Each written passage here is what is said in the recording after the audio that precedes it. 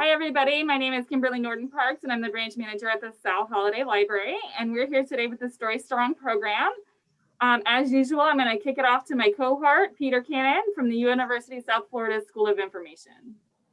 Hi, everyone. My name is Peter Cannon from the University of South Florida School of Information, and this is part of the Responsive Librarianship Lab program. And I will be your group discussion facilitator for the morning. Story Strong community programs are designed to help empower families and individuals as they navigate uncertainties presented by economic insecurity. Story Strong is part of the Library Build Communities Initiatives, a collaboration between University of South Florida School of Information and the Pasco County Public Library. Families will enjoy interactive and lively online discussions about books while engaging with members of the community to discover resources for critical help and support. This project was funded under the provisions of the Library Services Technology Act from the Institute of Museum and Library Services. Florida's LSTA program is administered by the Department of State's Division of Library and Information Services. We are excited to have two great speakers with us today to talk to us about financial issues.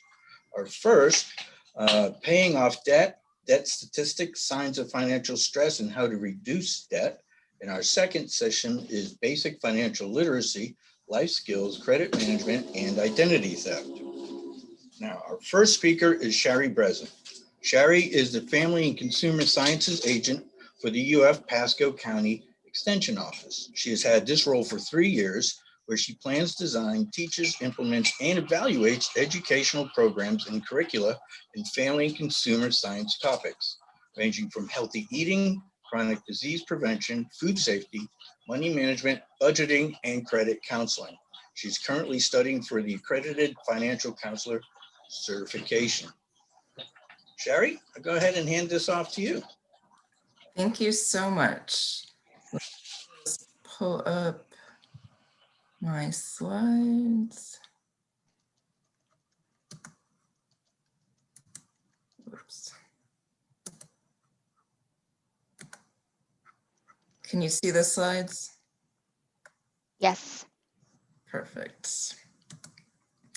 All right, so thanks everyone for joining us today. So we're talking about paying off debts. So to start, let's just go over a quick scenario. Let's say you try to get in your car to go to work and the car won't start. You realize it's the alternator. The tow truck comes, takes it to the mechanic, and the cost to fix it is $400. So what do? What are your financial resources? Is it just a simple $400 you have to your name in the bank? You can just pay them in cash, check, or debit card that you have in your emergency fund. Or if you don't have an emergency fund, maybe you're going to rely on your credit card to pay for this, in which case it will actually cost more than $400 because you're going to pay late fees or credit card interest and the like. So this is just one scenario. There's obviously so many different little emergencies that can pop up, and it's so important that we do have emergency money to get us through. And if B was sounds more like you, then that's a good sign that you have financial stress, which we'll talk about. So basic statistics, the average US consumer the overall US consumer debt is over $13 trillion. All right, so that's from credit cards to cars, personal loans, all of that totals over 13 trillion. And the average credit card holder in America has at least 4 different cards, with the average debt being a little over $8,000 for the state of Florida. We are in the top 12 as far as highest credit card debt. 78% of US workers live paycheck to paycheck. We've probably heard that statistic. And 40% of Americans don't have $400 readily available in cash to get them through an emergency fund. That's where the previous slide came from with the $400. Now, it doesn't mean someone doesn't have $400 they can get. They just don't have it readily available in liquid cash. Maybe it's in a retirement fund. Maybe they can sell a piece of jewelry and get that $400. But the point here is that Not a lot of us have $400 just sitting available in a bank account for us to access if we ever had an emergency. So what are signs of too much debt? And this is credit card debt, car loans, and the like. What are signs that we have too much of it? Well, maybe you don't even know how much you owe, all right? It's so much that you lost track or you don't even want to know. If you run out of cash, you will probably use your credit cards to fund your expenses. You might only be paying the minimum amounts. You're going over your credit card limits. You're trying to get new credit cards. When you do hit those limits, you're using cash advances to pay off other credit cards.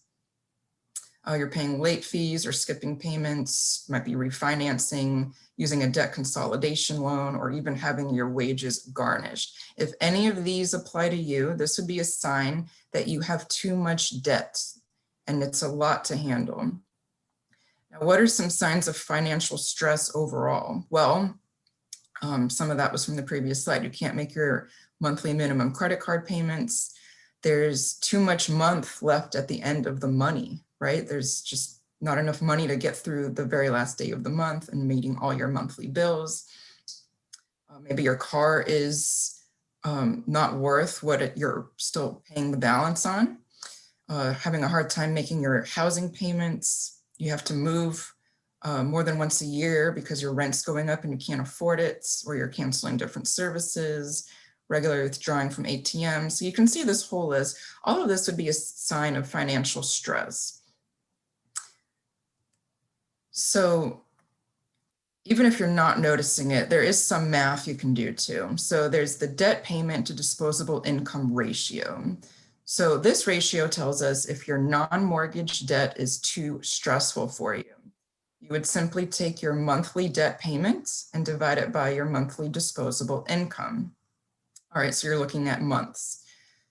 And so you don't count your mortgage. We already said that it's non-mortgage debts. And you don't count your monthly credit card balance if you pay them in full, because you just paid it as it was due and it's not considered a debt. All right, so think of student loans, car loans, personal loans, credit card debt. You would add all that and divide that by your monthly disposable income. Your disposable income is any income that's left once the taxes are paid, retirement withholdings are taken out, insurance premiums. Once all that's taken out, what's left is your disposable income. And this number should be 14% or less if you do the math on this. So an example, maybe somebody's disposable income is $3,000 a month and their debt payments are $1,500 a month. That would put you at a 50% ratio. So that is very high, excessively high debt, and that would definitely cause somebody money stress. All right, maybe they have two cars, say $600 a month on the two cars, so that's $1,200 right there in car debt. And then maybe we'll just say $300 on student loans. So that's how you would get to $1,500. And again, if you're bringing in $3,000, that is very hard to manage because that's just your debts. That's not even groceries. That's not your housing payments. That's not your basics. This is just the debt. So we want to pay off the debt. How do we do that? Why would we even do that? We probably think debt's just so common, right? If 78% of us are living paycheck to paycheck, we're probably putting a lot of that towards debt. But we don't want to live in debts, all right? Because paying off debt will free up our budget. If you were to have $300, let's say that you're paying towards your car and that was paid off, you can now have $300 extra a month to save, invest, enjoy. You can do whatever you want with that. And you can reach your financial goals sooner. So if you were trying to save down payment on a house or a vacation or a new car, you can reach those goals because you're not paying it towards debt. So how do you pay off debt? Well, you have to make a plan, all right? If you have an $8,000 car loan, you have to crunch the numbers and say, can you pay it off in 3 years, 5 years, longer? How long do you want to have this car loan in your life, right? It just depends how aggressive you want to be when you pay it off. So as you create a budget, you want to make sure that all of these debts are part of your budget, all right? Right next to your housing payment, right next to groceries and your car insurance and all your necessities. How much does your budget show as putting your Visa bill, your car loan, etc. So to really tackle your debt payments, there's something that can help, and they call them power payments. And we will actually talk about that in a second. So really, why are we paying off our debt? And we already said this. We want to reach our financial goals. Are you trying to save for that down payment on a house? If all your money is going towards debt, that's very hard to do. You're not going to have an easy time reaching that goal, or have to save for the deposit or the down payment. And then it lets you build your emergency funds. Emergency funds, they say, should be 3 to 6 months worth of expenses. And again, if all your money's going towards debt, it's hard and takes longer to build that up. You'll also save a ton of money on interest, and all the money stressors that we talked about. You will feel less of that because you're not living paycheck to paycheck with so much debt. So power payments, we'll talk about power pay. You want to know exactly how much you owe with power pay. So you would write out all your non-mortgage debts into the website, and it pretty much does all the math for you. So we're actually going to quickly go over what this website looks like. And it would be powerpay.org. And I'm going to pull up my other screen. So bear with me for just a second.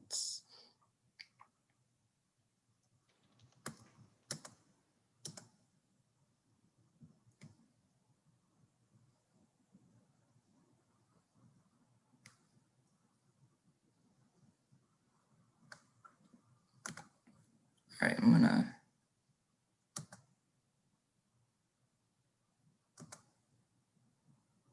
stop sharing for just a second.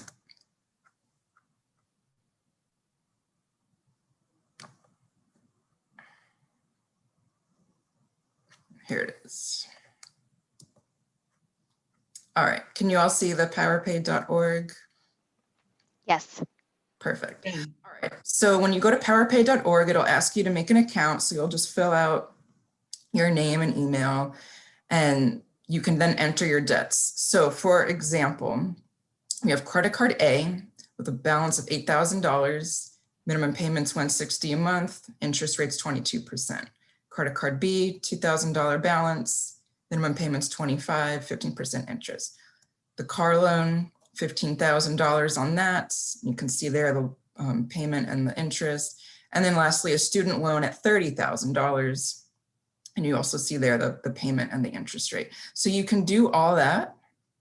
You enter that in, and then you would go to, well, actually, let's go back down a second. So you see the last column, payoff time. It tells you how long it would take to pay these off if you were not tackling these debts aggressively. And we'll actually see that in the next one, because you would then go to payment calendar.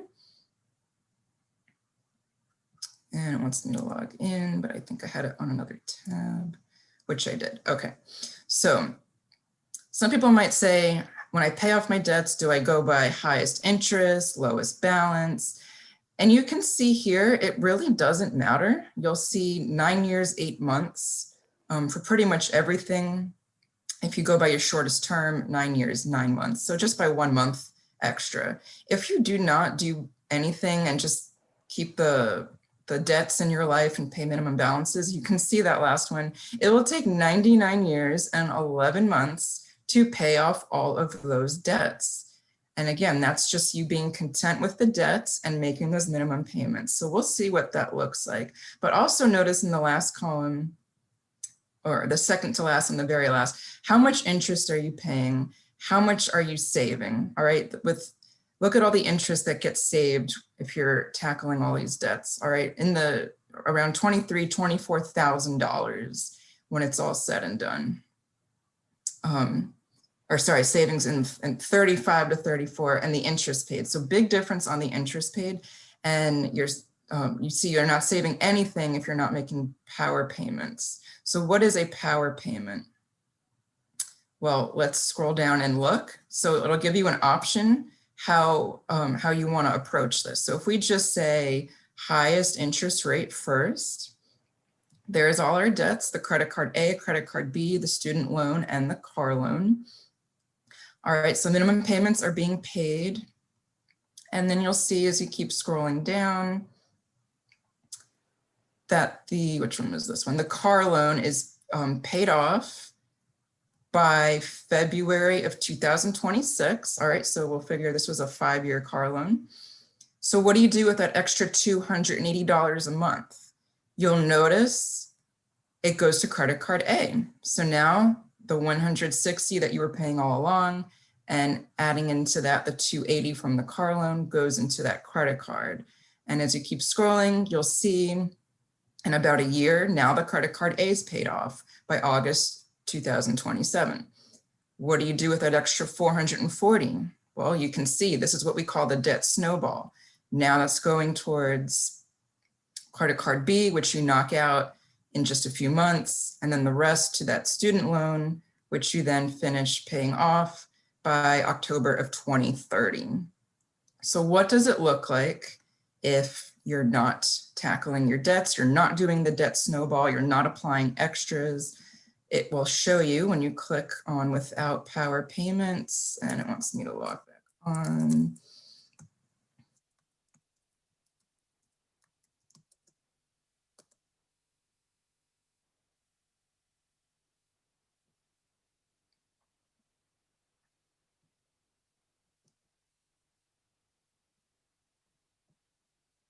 Okay. So what does that look like without power payments? Well, you'll see the car loan was still paid off by February 2026. But look, that $280 from the car, if you don't apply that to other debts and you continue paying the minimum and you keep scrolling down, look how long these debts drag out. You'll pay off that first credit card in the year 2032. You'll then pay off next the student loan by the year 2038. And this credit card B, if you just keep making the $25 minimum payments month after month after month, you'll see you will not be out of this debt until the year 2121. So basically you will live with this debt for the rest of your life if you do not have a plan in place to get rid of the debts. And we also saw at the top what we're saving each month or each year, or in total, how much interest is being paid. If you're not making power payments, $60,000 is going towards interest. If you were to attack this with the debt snowball, do your highest interest rate first, $23,000 towards interest. Big, big difference. So you're gonna save money, you're gonna get this debt out of your life if you come up with a plan. So powerpay.org is a great option to do that. And I encourage everyone to check this out because this initial information is free. There's other stuff, I believe they do webinars and stuff like that that have a small fee to it. But at the very least, payment calculator and calendar and see what that looks like. So just to wrap up here. So I showed you all PowerPay.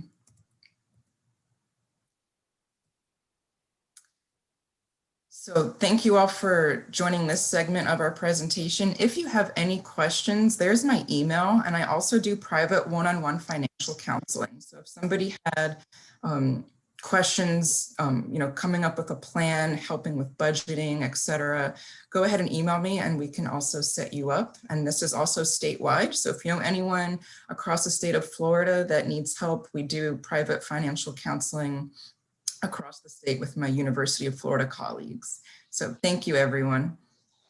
Great, thank you. That was excellent.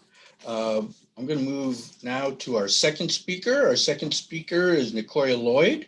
Nicoya started her career in financial aid as a federal work studies student in 2007 in the USF Financial Aid Office on Central Campus. That's in Tampa. Shortly after graduating with her bachelor's degree from the University of South Florida in 2010, she secured a full-time position as a financial aid advisor. Nicoya remained on the Central Campus until 2017, where she assisted in awarding federal, institutional, and private aid. After earning her master's degree from USF, Nicoya joined the USF Health Office of Financial Aid as a financial aid team manager and a financial literacy program manager. Nicoya was charged with developing a comprehensive program to introduce financial literacy to all students at USF Health. The financial literacy program at USF Health offers one-on-one financial wellness coaching, class presentations, webinars, and workshops. Nicoya covers a variety of topics that include but are not limited to budgeting, credit management, identity theft, responsible loan borrowing, and repayment, savings, and investments. In June 2020, Nicoya was promoted to assistant director and is currently studying to obtain her accredited financial counselor certification. Nicoya is an active member of the National Association of Student Financial Administrators, Southern Association of Student Financial Administrators, and the Florida Association of Student Financial Administrators. Nicoya? Thank you for that introduction. I'm going to share my screen really quickly. And if you guys just give me a thumb, well, I can't see any faces, but if you let me know if you can see that. And I see it. All right, perfect. Thank you. So today I'm going to talk about credit management, and it's just-in-time education. A lot of us don't really think about credit until it's time to apply for a loan or apply for a mortgage or obtain a car. But I like to introduce credit early on into your career so you can start to build that credit. A lot of times when you apply for credit, you'll hear where you haven't been approved because you have a thin line of credit. So we try to avoid that, and we try to start our students with actually building their credit now. So when they do enter additional borrowing methods, they have credit established. So on the agenda for today, we're going to talk a bit about what is credit, your credit scores, your credit reports, and how to access the credit reports, how you can manage a dispute, identity theft, because we do know that definitely plays a part when it comes to credit, some key takeaways, and how you can contact me as well. So for credit management, I'm gonna have to remove that, sorry.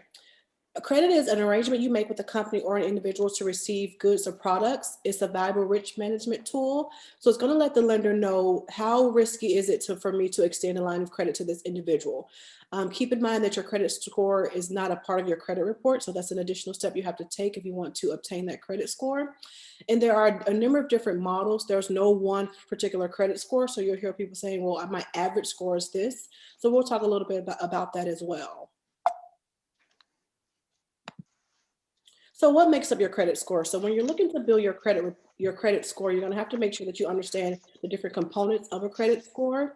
So largely 35% your payment history. So are you making those on-time payments? This is something that your lenders are going to really look at to determine whether or not they can actually extend a line of credit to you. 30% of that is your amounts owed. So how much debt do you have? What is your debt to income ratio? They're going to look at these different things as well. Another portion is the length of credit. So as I mentioned earlier, some of our students, they don't have credit because they don't have a credit card in their name or nothing to show their credit history. And also the different types of credit. So you'll hear me refer to credit mix. So they want to say, do you have a credit card on file? Do you have maybe a mortgage? Do you have a car loan? So what actually makes up your credit score? What are the different types of mixes that you have on your account? And also new credit is about 10% of your score as well. So they're going to look at how many applications are you putting in. Are you applying for a credit card every week? So they're going to take into that consideration as well. And all of these components is what makes up your credit score.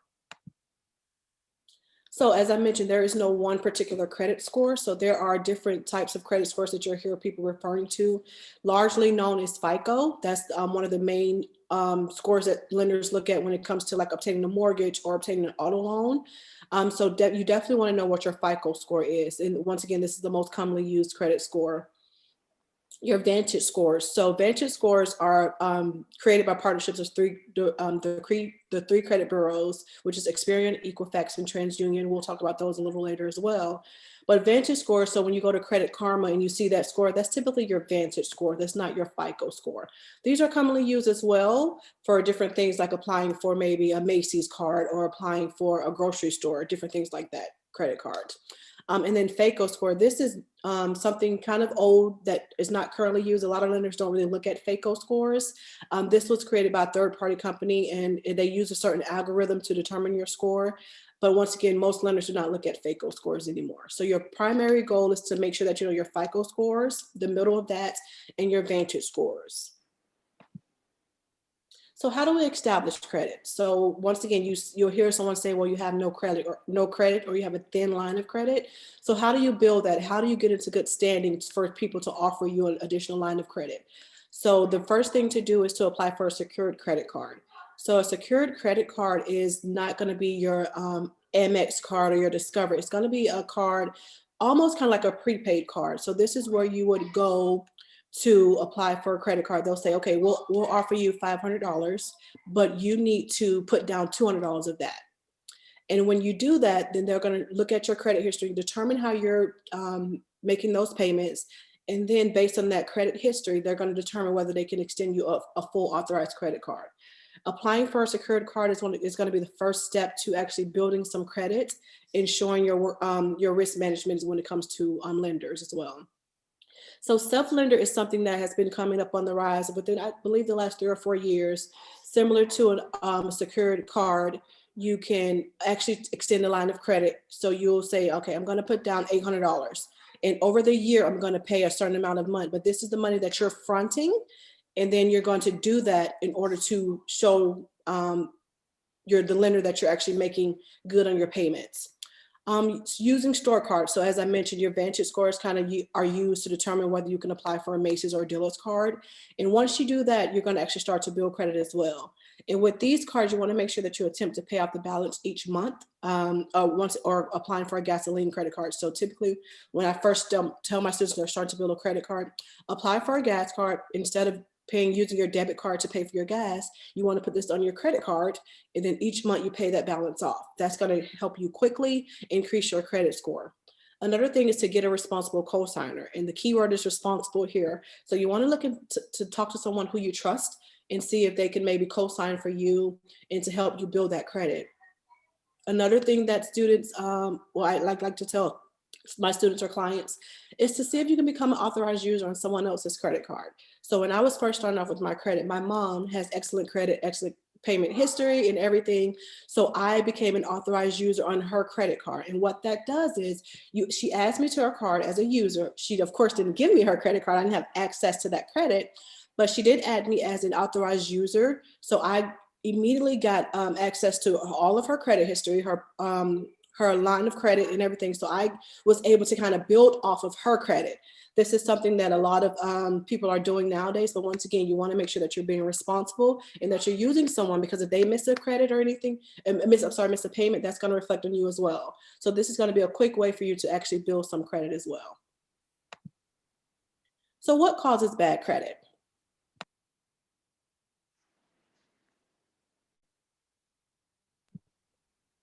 So what causes bad credit? Making late payments. One late payment will automatically reflect on your credit report. And we'll talk about, I believe in a couple slides, it'll show you how long that's going to last on your report. But exceeding the limit on your credit card. So you'll see that you maxed out your card, but then once you max out your card, there's always a certain fee that's added to your credit card each month. So that's how it comes. That's how extending the credit limit comes into play when you're over your limit. Writing bad checks, of course, I always say you do not write a check unless you have the money secured in your account. You don't want to depend on a payment, say, well, I get paid in 2 weeks. You always want to make sure that you write checks with access to that funding. Defaulting on a loan, filing for bankruptcy, identity theft, which we'll go into a little as well, or borrowing more than you can afford, and allowing overdue accounts to remain in your credit report. And just keep in mind that poor credit is extremely expensive. It does result in higher interest rates, which of course results in the more money that you spend overall for that debt. So we'll talk a little bit about credit reports.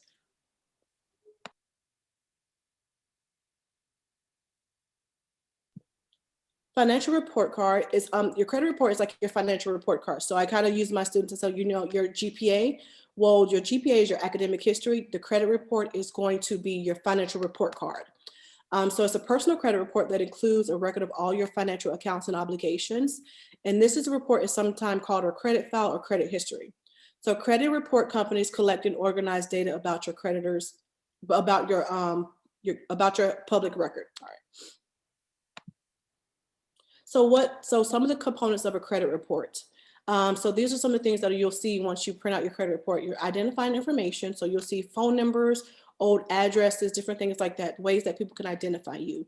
Account information, public record information, any inquiries, which is anything that you apply for, and then dispute instructions as well. Those are going to be components of your credit report. So these are some of the things that are not on your credit report. Criminal background, so nothing regarding criminal history is on your credit report. No medical information is on your credit report. Buying habits, transaction data, fortunately, is not on your credit reports. Bank account information, credit scores, interest rates, race or religion, sexual orientation, political affiliation, income, salary. None of these things are going to be outlined on your credit report.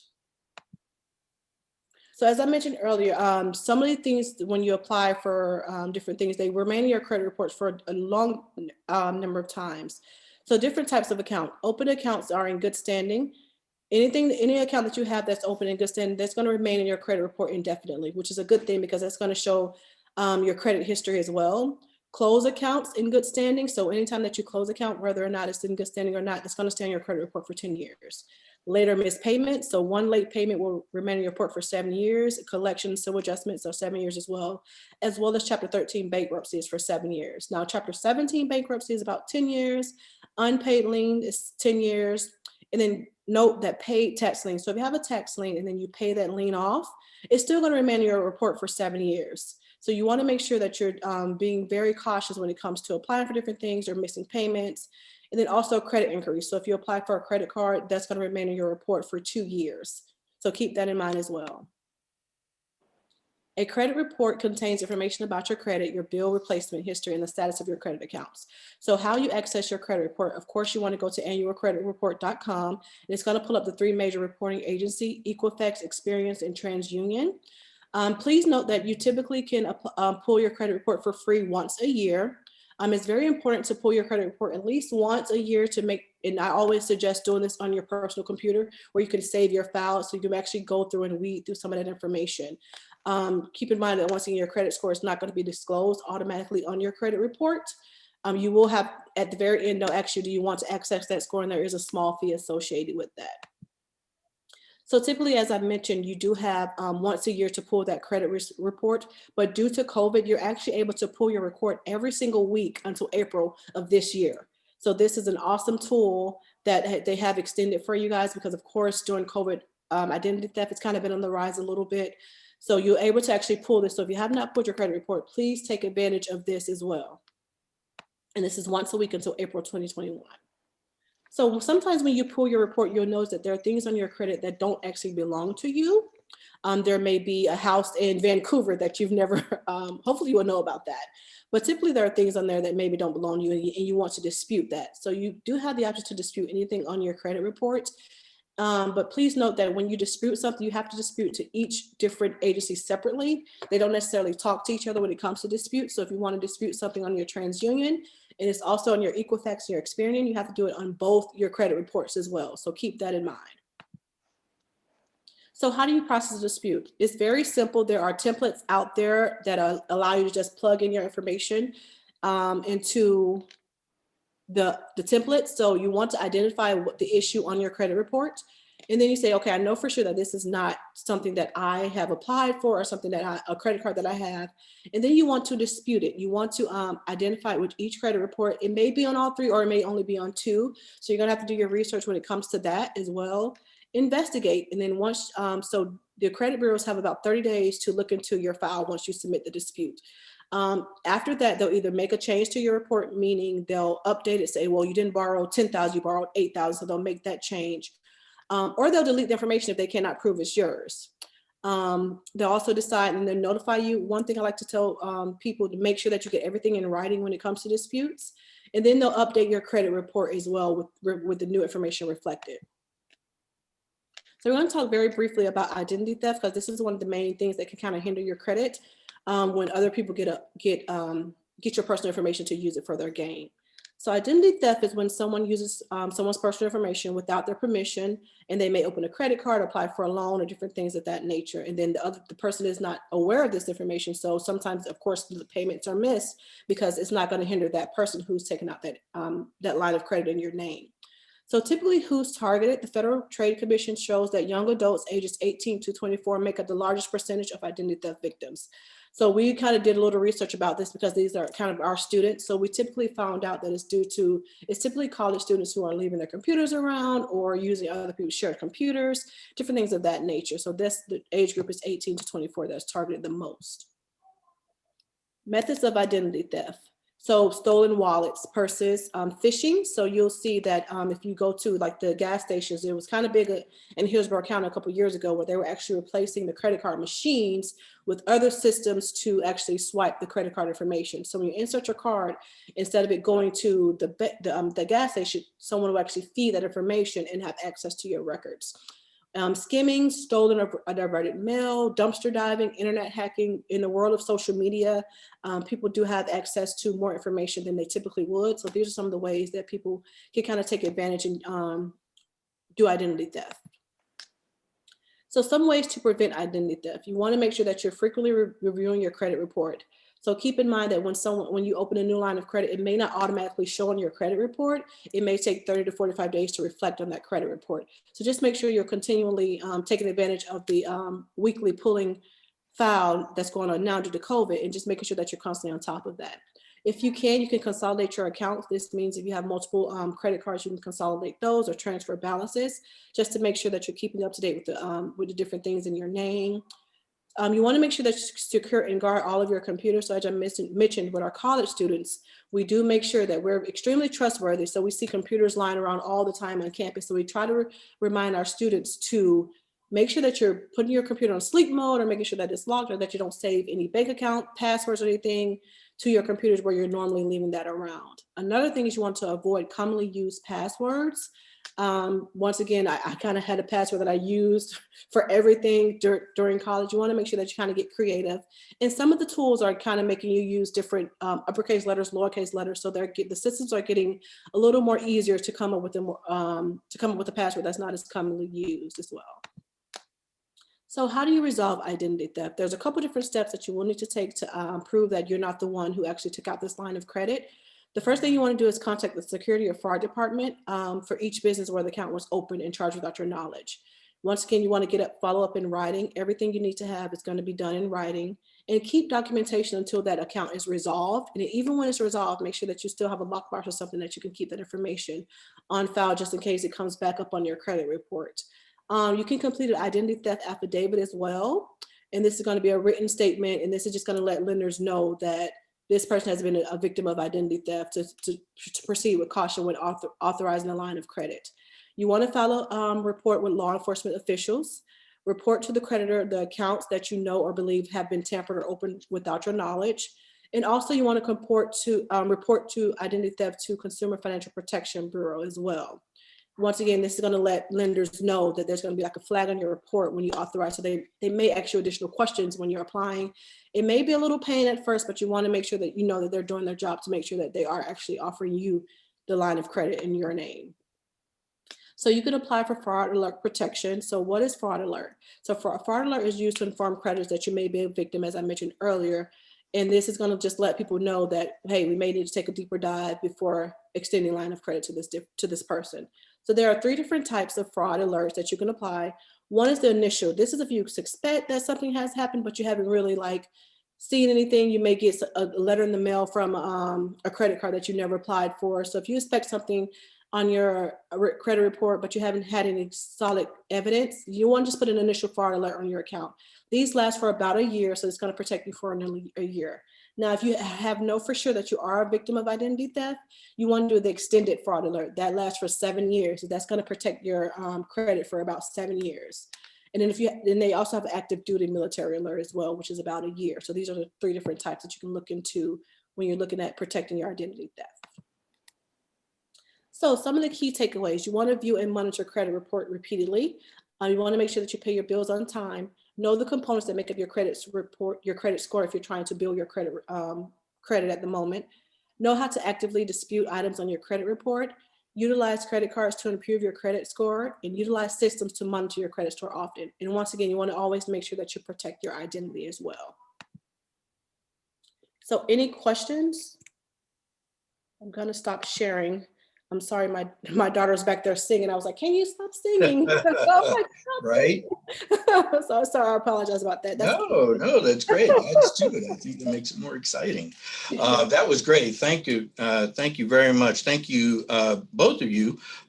Since we're doing this asynchronously, I'd like to ask a question. Each of you could answer, but this is stressful times that we're dealing with. We don't have a lot of money. A lot of families are struggling.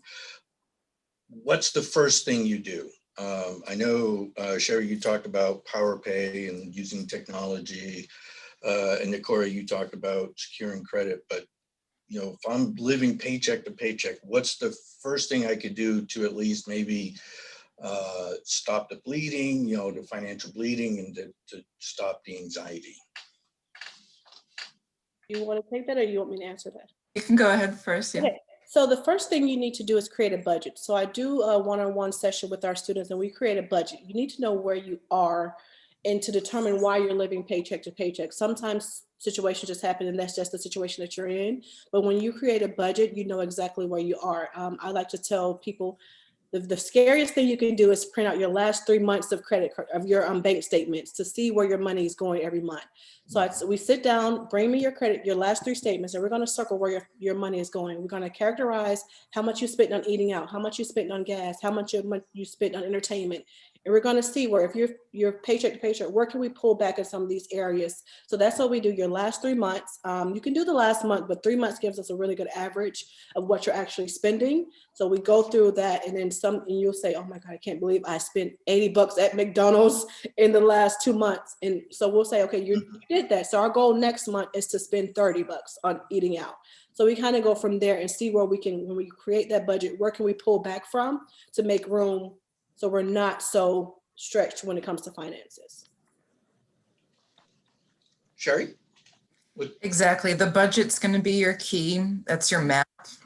See, again, maybe you're paycheck to paycheck, but it's for unnecessary things and leisurely things. So see what you can cut out and cut back. And if it is eating out, okay, well, you're gonna pack a lunch and go and take that to work every day. You're not gonna eat out with your coworkers anymore, because that's paycheck to paycheck, and that'll free up money. People don't realize, a lunch out, a coffee here and there, how much that adds up and so quickly, and it makes people struggle. Now, if someone's already, doing, bare minimum and they're still paycheck to paycheck, that might just also be an income problem. Maybe they need a second job or a side hustle, just to try to, get caught up with bills, and also just focus on the more important things. Someone might pay their electric bill and not their rent, but if you're eviction, what's the point of having a current electric bill? So you want to prioritize your debts too. If you are really in dire straits with your finances, you want to prioritize what's more important. Housing, groceries, stuff like that would be more urgent than, paying Visa, let's say. You want to make sure you're prioritizing, and working with someone like Nicoya or myself can also help. We'll we'll work out the budget, we'll crunch the numbers, we'll look at your lifestyle and help, make revisions to your budget. And I guess this is for both of you again. When you talk to people, is there like one thing that most people get wrong, like a myth that's out there that, people don't quite understand, but if they did understand it a little bit better, that it would make a difference? I hear a lot, people want to immediately go out and get a credit card and the credit score, and there's nothing wrong with that. But the myth is that if you're already struggling, the credit card is so easy to abuse, and it could make someone further struggle and into deeper debt, and maybe get bill collectors calling them, etc. So if someone's not really where they need to be with their financial behaviors, the credit card's not going to help them. Even if they think their credit score is going to go up, it's just going to cause more hassle. Really, it's just another debt they're going to incur. So I'd like to tell people, learn the basics. You can get one of those little credit cards through the bank that has a prepaid amount on it. And then once you learn the discipline of using the credit cards and delaying gratification and making sure you can pay only what you have in the bank, once you learn those basics, then the credit card is okay. But it comes down to behavior, and people that don't have the behavior and the habits down immediately get that credit card, and it just exacerbates their problem. Nicole? Yeah, I would say the same thing. Thinking the credit card is the answer, because as Shari mentioned, if it's behavior. So if you don't have that behavior and that restraint when it comes to credit cards, you're going to abuse it. So I tell my students 30% utilization is key. So if you can't manage your day-to-day, you may want to be cautious of applying for a credit card, because when you see that you have $1,000, you're going to get closer and closer to that limit. So I do think that credit cards can be a beautiful thing, and sometimes it can be a very scary thing. But I always weigh on the caution of, when it comes to credit cards, we sit down and look at the different types of credit cards as well. Applying for a credit card that maybe can offer you an award incentive as opposed to just a standard credit card. So definitely credit cards. And another thing I would say with our students, they are always depending on money to come. They always know that someone is going to give them money down the future. So I tell students, when you make a budget, we're not going to say what you're going to get for your birthday next month. Your uncle always gives you $500. You just know he's going to give you $500 this year as well. What's in your bank account right now? What can we actually solidify and know that this is going to be? This is what we're going to make your budget off, not on funding that you think may come. Right. That's great. Excellent. I know none of us have those problems, right? I'd like to, while I have you two here, I'd like to take an opportunity if we could bring in Kiara, who's also part of our team. Those of you who aren't familiar with the Story Strong program, we have a member of the mental health community here. Hey, there we go. Do you want to go ahead real quick, introduce yourself? She's an essential part. Good morning. My name is Kiara. I'm a Bachelor of Social Work student here at USF. I'm just doing my internship with this lovely group of people here. We usually do these informational sessions and book clubs here. Did you want me to do like the email as well? Yes, if you don't mind. So if anybody wants for future sessions or any questions or comments or concerns that you may need, important resources, you can email us at storystrongbookclub@gmail.com. Send any of your questions there and we will get back to you as soon as possible. And I'll put it in the chat as well. Excellent. Do we have any other questions from our panel?